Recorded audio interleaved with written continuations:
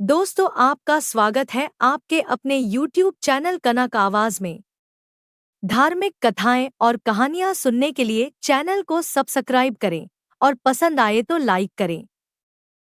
एक संत महात्मा श्यामदास जी रात्रि के समय में श्री राम नाम का अजपा करते हुए अपनी मस्ती में चले जा रहे थे। जाप करते हुए वे एक गहन जंगल से गुजर रहे थे। विरक्त होने के कारण वे महात्मा बार बार देशाटन करते रहते थे। वे किसी एक स्थान में अधिक समय नहीं रहते थे। वे ईश्वर नाम प्रेमी थे, इसलिए दिन रात उनके मुख से राम नाम जप चलता रहता था। स्वयं राम नाम का अजपा जाप करते तथा औरों को भी उसी मार्ग पर चलाते। श्यामदास जी गहन जंगल में मार्ग भूल गए थे, पर अपनी मस्ती में चले जा रहे थे कि जहाँ राम ले चले वहाँ दूर अंधेरे के बीच में बहुत सी दीपमालाएं प्रकाशित थीं। महात्मा जी उसी दिशा की ओर चलने लगे। निकट पहुंचते ही देखा कि वटवृक्ष के पास अनेक प्रकार के वाद्ययंत्र बज रहे हैं। नाच गान और शराब की महफिल जमी है। कई स्त्री पुरुष साथ में नाचते कूदते हंसते तथा औरों को हंसा रहे हैं। उन्हें महसूस हुआ कि वे मनुष्य नहीं प्रेतात्मा है। श्यामदास जी को देखकर एक प्रेत ने उनका हाथ पकड़कर कहा, ओ मनुष्य, हमारे राजा तुझे बुलाते हैं, चल। वे मस्तभाव से राजा के पास गए जो सिंहासन पर बैठा था। वहां राजा के इर्दगिर्द कुछ प्रेत खड़े थे। प्रेतराज ने कहा, तुम इस ओर क्यों आए? हमारी मंडली आज मदमस्त हुई है, इस बात का तुमने विचार नहीं किया? तुम्हें मौत का डर नहीं है? अट्टहास करते हुए महात्मा श्यामदास जी बोले, मौत का डर? और मुझे? राजन, जिसे जीने का मोह हो उसे मौत का डर होता है। हम साधु लोग तो मौत को आनंद का विषय मानते हैं। यह तो देह परिवर्तन है जो प्रारब्ध कर्म के बिना किसी से हो नहीं सकता। प्रेतराजा, तुम जानते हो हम कौन हैं? महात्मा जी, मैं अनुमान करता हूँ कि आप प्रेतात्मा हो। प्रेतराजा, तुम जानते हो लोक समाज हमारे नाम से कांपता है। महात्मा जी, प्रेतराज, मुझे मुझे मनुष्य में गिनने की छलती मत करना। हम जिंदा दिखते हुए भी जीने की इच्छा से रहित मृत्युल्य हैं। यदि जिंदा मानो तो भी आप हमें मार नहीं सकते। जीवन मरण कर्माधीन है। मैं एक प्रश्न पूछ सकता हूँ? महात्मा की निर्भयता देखकर प्रेतों के राजा को आश्चर्य हुआ कि प्रेत का नाम सुनते ही मर जाने वाले मनुष्यों में एक इतनी निर्भयता से बात कर रहा है। सचमुच ऐसे मनुष्य से बात करने में कोई हरकत नहीं। प्रेतराज बोला, पूछो, क्या प्रश्न है?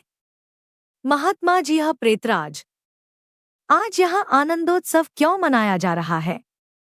प्रेतराजा, मेरी इकलौती कन्या योग्य पति न मिलने के कारण अब तक कुंवारी है, लेकिन अब योग्य जमाई मिलने की संभावना है। कल उसकी शादी है, इसलिए यह उत्सव मनाया जा रहा है। महात्मा, हंसते हुए, तुम्हारा जमाई कहाँ है?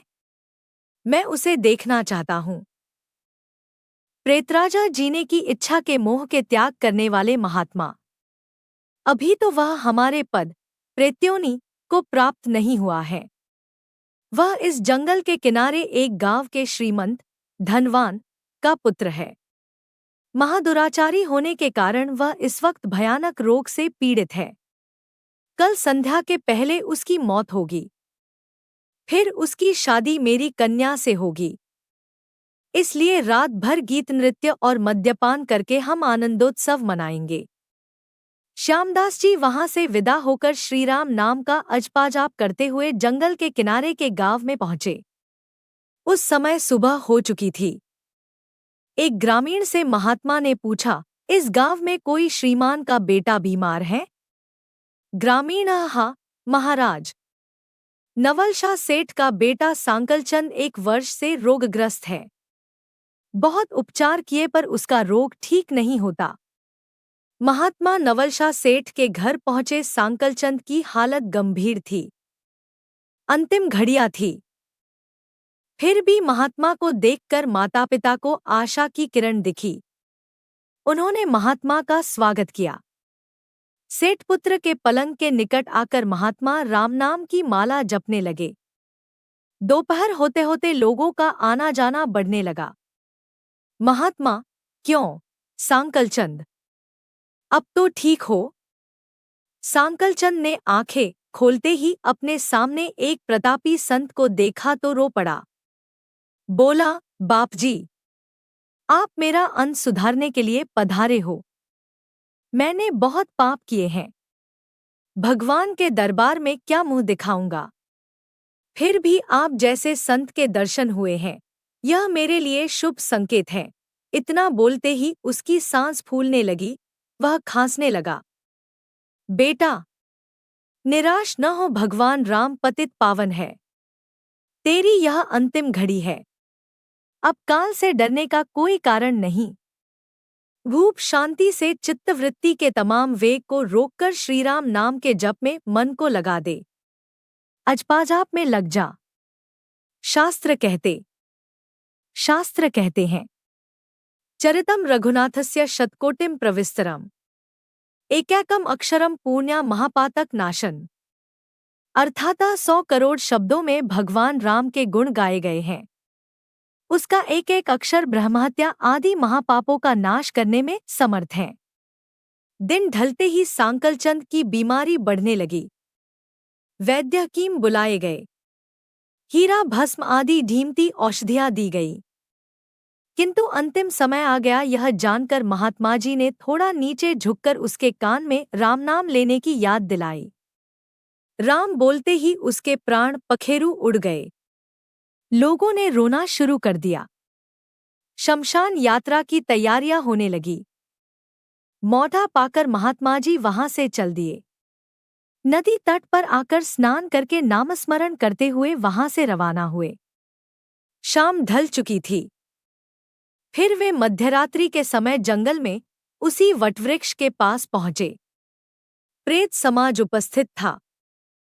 प्रेतराज सिंहासन पर हताश होकर बैठे थे। आज गीत, नृत्य, हास्य कुछ न था। चारों ओर करुण आक्रंद हो रहा था। सब प्रेत रो रहे थे। महात्मा ने पूछा, प्रेतराज, कल तो यहाँ आनंदोत्सव था, आज शोक समुद्र लहरा रहा है, क्या कुछ अहित हुआ है? प्रेतराजा, हाँ भाई, इसीलिए रो रहे हैं। हमारा सत्यानाश हो गया। मेरी बेटी की आज शादी होने वाली थी, अब वह कुंवारी रह जाएगी। महात्मा, प्रेतराज, तुम्हारा जमाई तो आज मर गया है, फिर तुम्हारी बेटी कुंवारी क्यों रही? प्रेतराज ने चिढ़कर कहा, है तेरे पाप से। मैं ही मूर्ख हूं कि मैंने कल तुझे सब बता दिया। तूने हमारा सत्यानाश कर दिया। महात्मा ने नम्र भाव से कहा, मैंने आपका अहित किया यह मुझे समझ में नहीं आता। क्षमा करना, मुझे मेरी भूल बताओगे तो मैं दोबारा नहीं करूंगा। प्रेतराज ने जलते हृदय से कहा, है यहाँ से जाकर तूने मरने वाले को नाम स्मरण का मार्ग बताया और अंत समय भी राम नाम कहलवाया। इससे उसका उद्धार हो गया और मेरी बेटी कुंवारी रह गई। महात्मा जी, यह क्या? सिर्फ एक बार नाम जप लेने से वह प्रेत्योनि से छूट गया? आप सच कहते हो? प्रेतराजा, हाँ भाई, जो मनुष्य राम नाम जप करता है वह राम नाम जप के प्रताप से कभी हमारी योनि को प्राप्त नहीं होता। भगवन नाम जप में नरकोद्धारिणी शक्ति है। प्रेत के द्वारा राम नाम का यह प्रताप सुनकर महात्मा जी प्रेमाश्रु बहाते हुए भाव समाधि में लीन हो गए। उनकी आंखें खुली, तब वहां प्रेत समाज नहीं था। बाल सूर्य की सुनहरी किरणें वटवृक्ष को शोभायमान कर रही थी। जय श्री राम। आपको राम नाम की महिमा कैसी लगी? अगर आप भी मानते हैं कि राम से बड़ा राम का नाम है तो कमेंट करके जरूर बताएं। देखने के लिए धन्यवाद।